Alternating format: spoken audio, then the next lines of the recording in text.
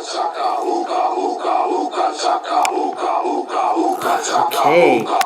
Hello, everybody. Welcome to a special thing that I just made up called Reading with Leon. Now, Reading with Leon is a new segment that I'm coming up with, and I am going to be reading Resident Evil Underworld to you guys. It is something I've always wanted to do on YouTube, so this book is done by S.D. Perry, who wrote many other Resident Evil books, but I have never read this one. So here we go, people. We are going to start. I'll do it chapter by chapter. So here's the prologue. Associated Press, October 6, 1998. Thousands killed as fire swept through the mountain community. Mysterious illness may be involved. New York City, New York. The secluded mountain community of Raccoon City, I think it was Pennsylvania, has officially been declared a disaster area by state and federal officials as dedicated firefighters continue to wage war against the dying blazes and the death toll continues to rise. It is now estimated that over 7,000 people were killed by the explosive fires that raged through Raccoon City in the early hours of Sunday, October 4th. It is being called the worst disaster in terms of lives lost since the industrial age, as national aid organizations and international press flock to the blockades surrounding the still burning ruins of the city. Shocked friends and the family of Raccoon citizens have been gathering, waiting for word in nearby Latham. I guess that's the city beside it. National Disaster Control, the NDC, Director Terrence Chavez, coordinator for the combined efforts of the multi-firefighting and emergency teams, released a statement to the press last night, stating that barring unforeseen complications, he expects the last of the flames to be extinguished before midweek, but that it may be months before the origin of the fire is determined, as well as whether or not arson was involved, said Chavez. The magnitude of the damage in terms of area alone, an area alone is going to make the finding those answers a great undertaking. But the answers are there. We will get to the bottom of this. Whatever it takes. At 6 a.m. today, 78 survivors have been found, and their names and conditions withheld. They have been transported to an undisclosed federal facility for observation and or treatment. Initial reports by Hazmat, man, how long is this? Jesus. Hazmat team suggests that an unknown illness may be responsible for the incredible number of victims, as infected citizens were unable to escape due to the possibly incapacitating sickness. Wow, I never knew the virus spread that far. There is the further suggestion that the disease may include violent psychosis in some of those infected. Members of the private and federal disease control centers have called for extending the quarantine boundaries, and although no official statement has been released, there have been several leaked descriptions of physical and biological abnormalities in many of the victims. Said one source, a worker for the federal assessment team, some of those people weren't just burned or dead from smoke inhalation. Oh my god, I can't talk. I saw people who'd been killed by gunshot wounds or stabbings and other forms of violence. I saw people who'd obviously been sick, dead, or dying long before the fire hit. The fire was bad, terrible, but it's not the only disaster that occurred there. I'd bet money on it. Raccoon City was in the news earlier this year when a series of unusual murders rocked the community. These were apparently unmotivated slayings of extreme violence, and several involved cannibalism.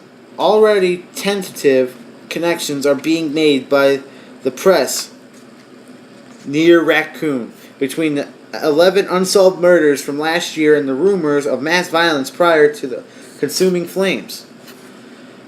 Mr. Chavez refused to confirm or deny the rumors, saying only that investigation to the tragedy will become thorough.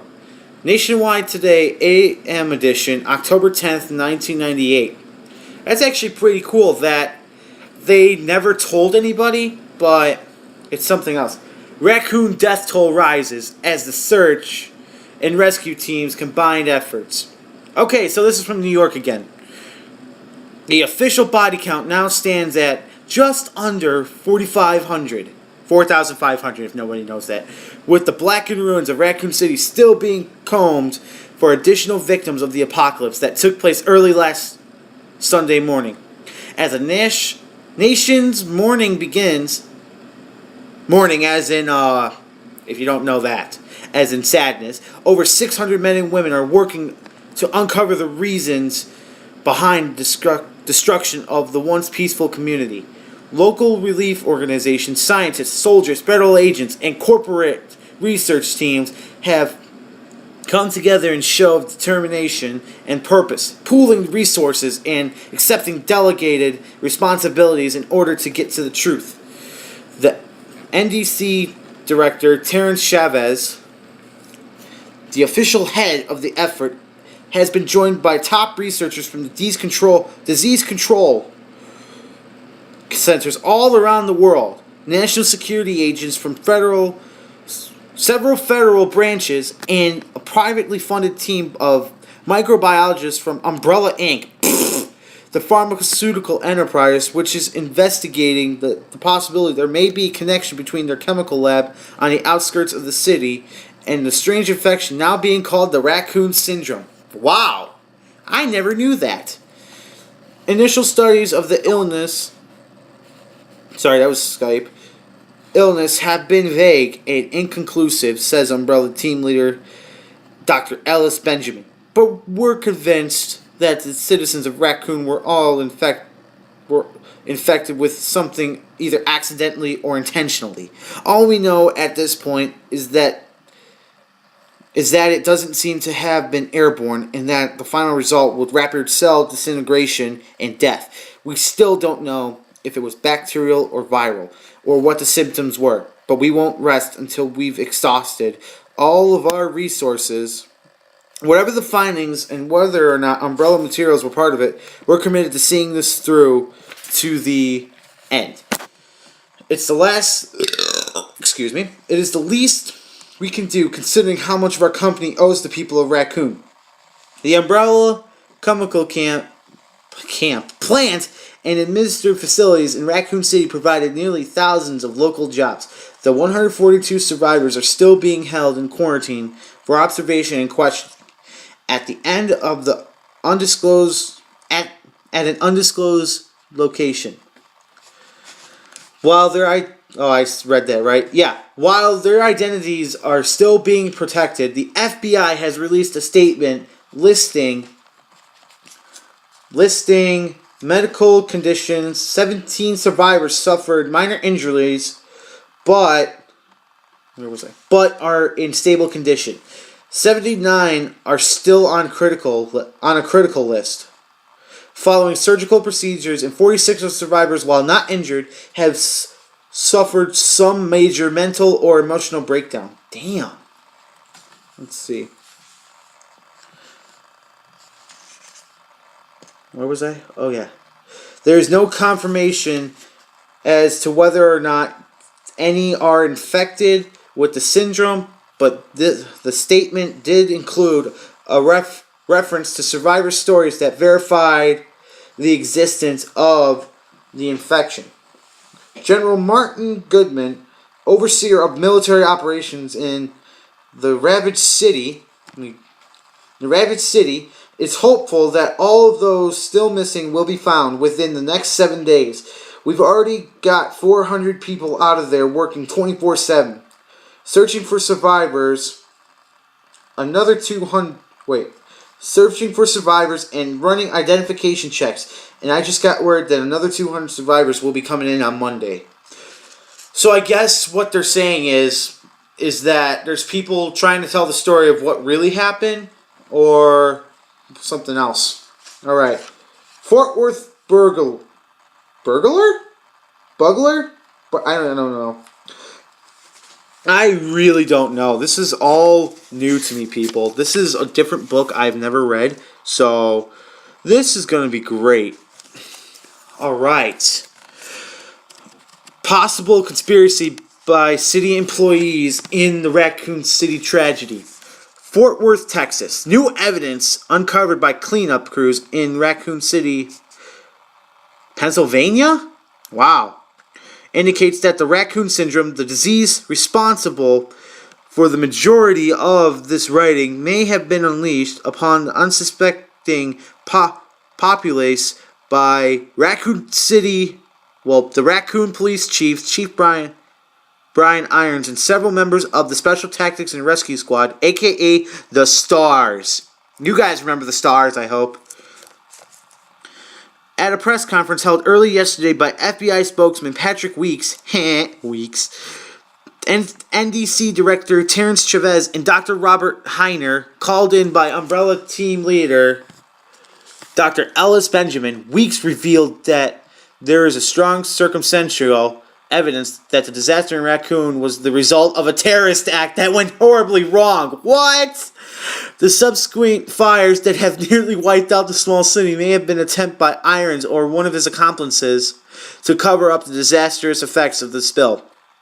According to Weeks, several documents were found in the wreckage of the RPD building that implicates Irons as the ringleader of a conspiracy to take hostage the Umbrella chemical plant on the outskirts of the city. Allegedly, Irons was furious with city officials over the suspicion of the Stars in late July for their mishandling of multiple murder investigations.